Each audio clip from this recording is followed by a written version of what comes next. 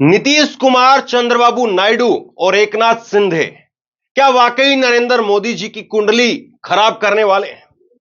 क्या समर्थन के नाम पर अंदर खाने बहुत बड़ा खेल चल रहा है? यह सवाल क्यों?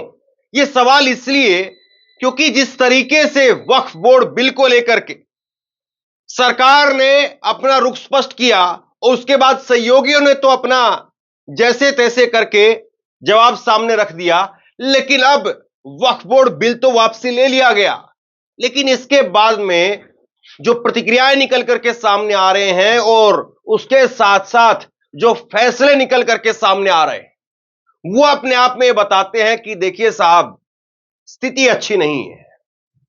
नीतीश कुमार, चंद्रबाबू नायडू और एकनाथ शिंदे, ये तीनों वो शख्स हैं, ये तीनों वो नेता हैं जो मोदी जी की कुंडली को बिगाड़ सकते हैं।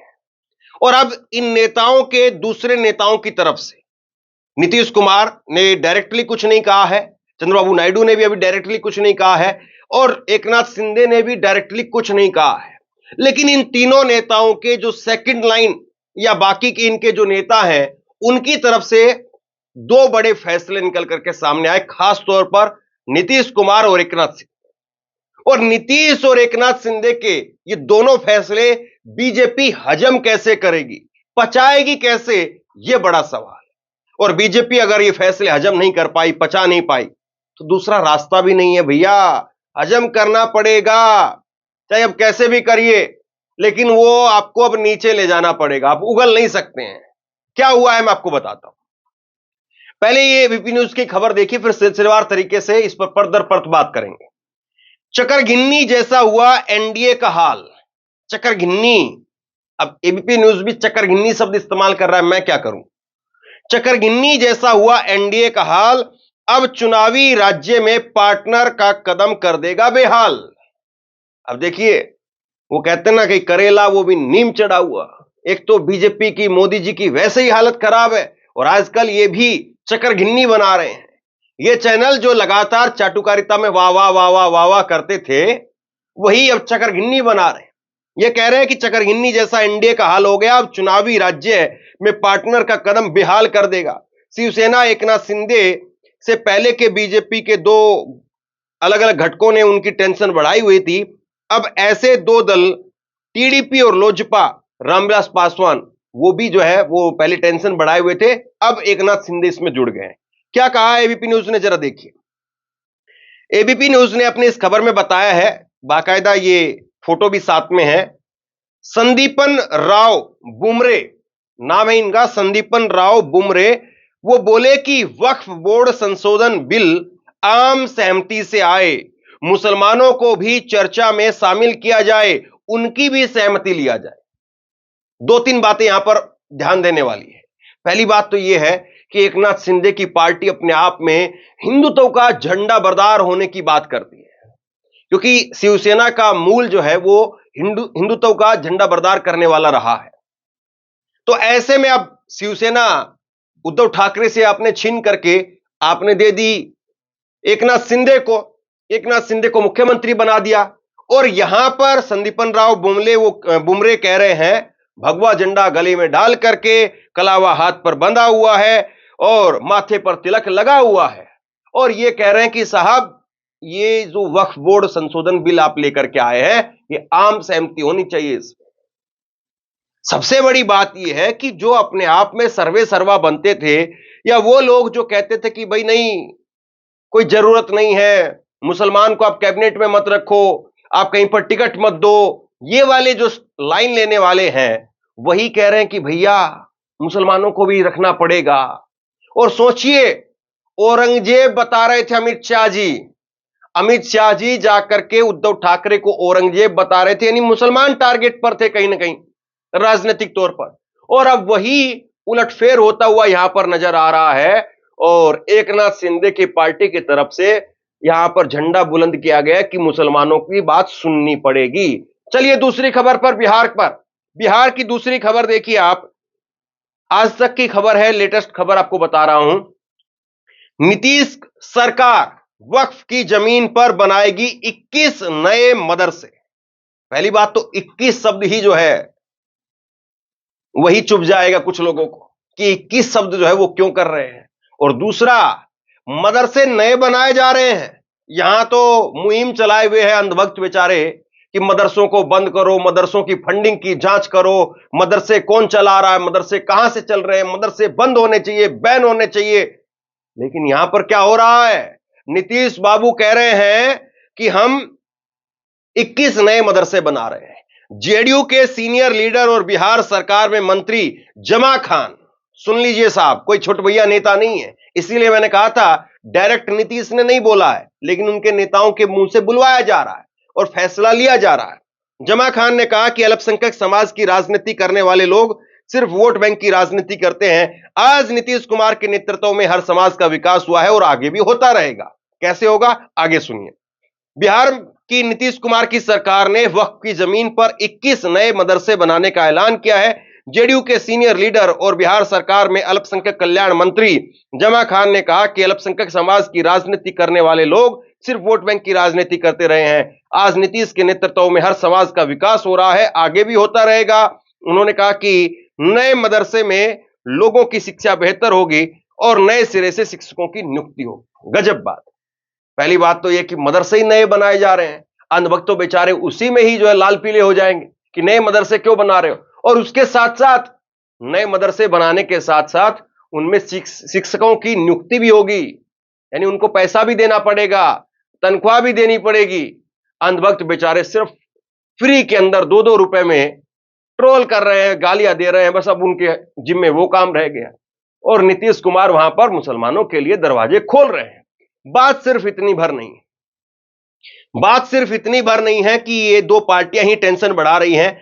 आपके सामने मैं सिलसिलेवार तरीके से रखता हूं कि बीजेपी के सहयोगी वो समर्थन दे रहे हैं कि फंसा रहे हैं। जरा देखिए, बीजेपी के सहयोगियों ने वक्फ बिल पर दिया समर्थन या फंसा दिया? बड़ा सवाल, अहम सवाल क्यों पूछा जा रहा है, देखिए।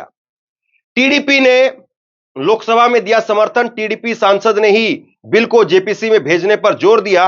एलजेपी ने भी लोकसभा में दिया समर्थन और एलजेपी ने ही जेपीसी बनाने पर जोर दिया। यानी ऊपर से सब कह रहे हैं कि हां जिंदाबाद, हां जिंदाबाद, नीचे कह रहे हैं नहीं भाई ऐसे चलेगा नहीं। समझ रहे आप बात को? जैसे पंचायत होती है तो ऊपर खड़े होकर के एक बार तो बोल दिया हां ठीक है हम तुम्हारे साथ हैं, नीचे बैठते ही फिर बोल रहे हैं नहीं भाई हिसाब किताब ठीक कर लो, उसके बाद ही साथ आएंगे, ऐसे साथ नहीं आएंगे। मतलब कि लोग दिखावा तो खड़े होकर के एक बार हाथ ऊपर कर दिया, लेकिन नीचे बैठ करके कह रहे हैं कि भैया ये चलेगा नहीं। ये दोनों पार्टियों का रुख कम से कम यही बताता है। शिवसेना शिंदे ने भी समर्थन दिया, शिंदे के बेटे श्रीकांत शिंदे ने लोकसभा में समर्थन दिया। शिंदे गुट शिवसेना के सांसद जिनका मैंने अभी आपको जिक्र किया, संदीपन राव बुमरे ने बीजेपी को नसीहत दी है, वक्फ बोर्ड संशोधन बिल आम सहमति से आए, मुसलमानों को भी चर्चा के अंदर शामिल किया जाए, यह उनकी तरफ से कहा गया है। जेपीसी का गठन किया जाए। अब देखिए ये तो बीजेपी जो है वो फंसाने का काम, बीजेपी को एक तरीके से उनके सहयोगी फंसा रहे हैं, लेकिन दूसरी तरफ नरेंद्र मोदी सरकार ने इसको लेकर के जेपीसी का गठन किया है। अब जेपीसी के अंदर कौन कौन आया है? वक्फ बोर्ड संशोधन बिल दोबारा से लाया जाए, नहीं लाया जाए, या उसमें क्या फेरबदल किया जाए, क्या उसमें बदलाव किए जाए, क्या उसमें नया जोड़ा जाए, क्या हटाया जाए, इस सब को लेकर के जेपीसी का गठन किया गया है। और जेपीसी के अंदर कौन कौन है जरा देखिए। जेपीसी का गठन हुआ है और जेपीसी के अध्यक्ष बनाए गए हैं, ज्वाइंट पार्लियामेंट कमेटी इसको कहते हैं, इसके अध्यक्ष बनाए गए हैं जगदंबिका पाल, बीजेपी के सांसद। और जगदंबिका पाल जो हैं वो सांसद बनाए गए हैं और नीचे आप देखिए 31 सांसदों की नियुक्ति हुई और इसमें 21 सदस्य जो हैं वो लोकसभा के हैं और 10 सदस्य राज्यसभा के। ये नियम है, नियम के हिसाब से होता है।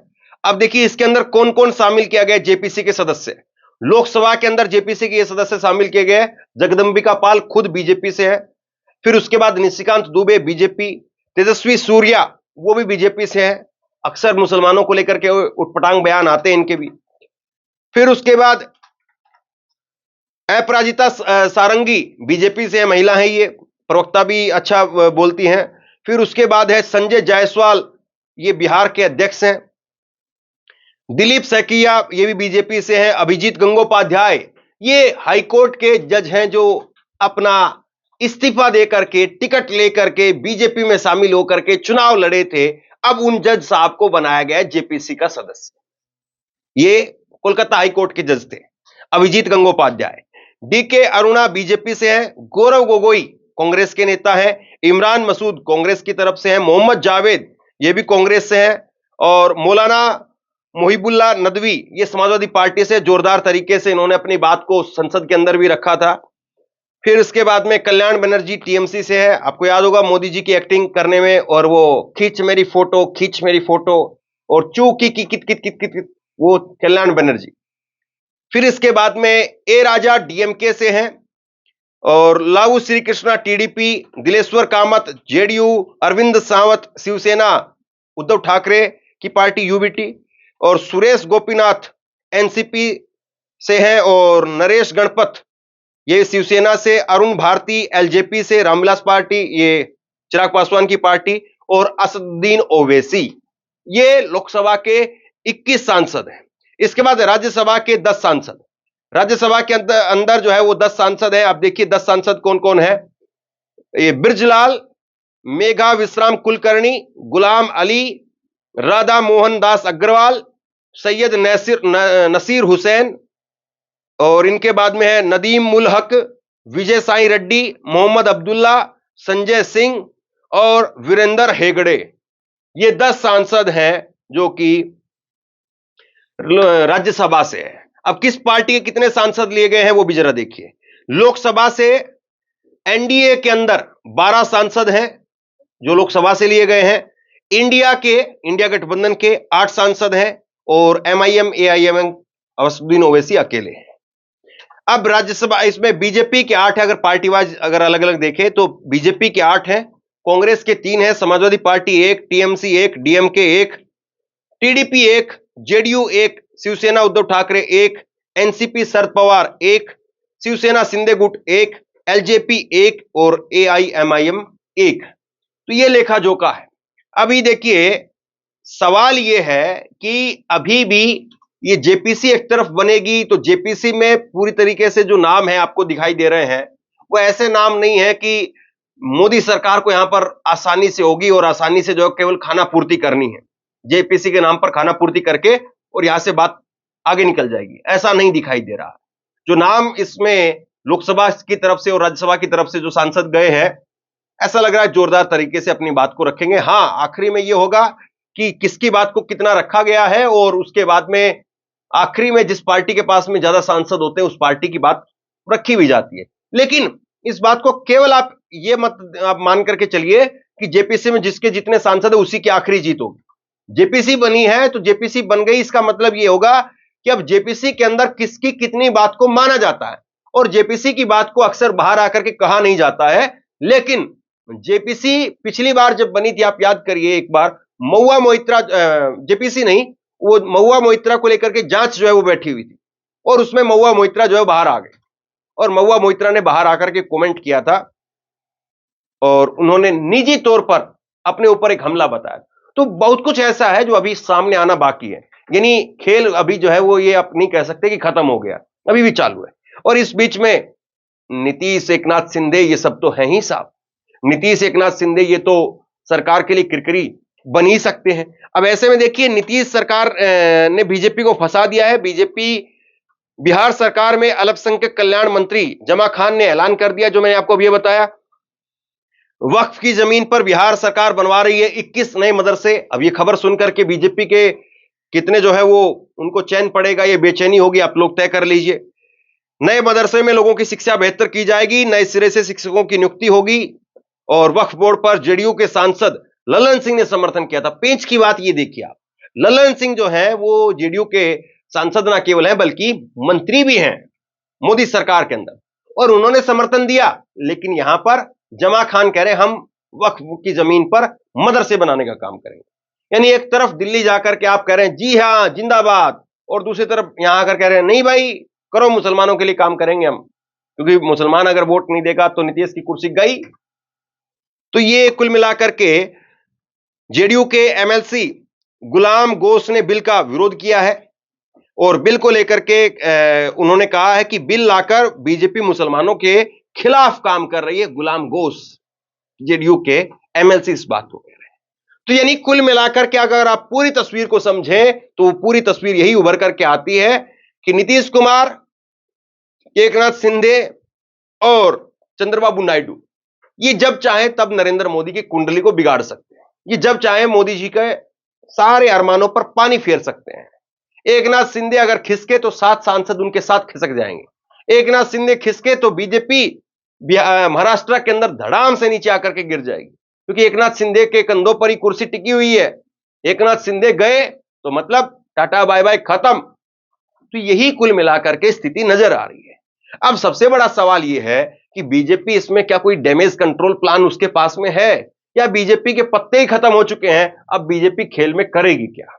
सवाल फिर ये, आप क्या सोचते हैं? नीचे कमेंट बॉक्स में लिख करके जरूर बताइए। इस वीडियो को शेयर कीजिए, लोगों तक पहुंचाइए और इसी तरह की तमाम खबरों के लिए ऑनलाइन न्यूज इंडिया को सब्सक्राइब कीजिए। साथ में जो बेल आइकन है घंटी उसको जरूर दबाइए, ताकि जैसे ही कोई खबर अपलोड करें उसकी नोटिफिकेशन सीधे सबसे पहले आपको मिल सके। अगर ये वीडियो फेसबुक पर देख रहे हैं तो फेसबुक पर हमारे पेज को लाइक कीजिए, फॉलो कीजिए और इस खबर को शेयर कीजिए। आपका बहुत बहुत धन्यवाद।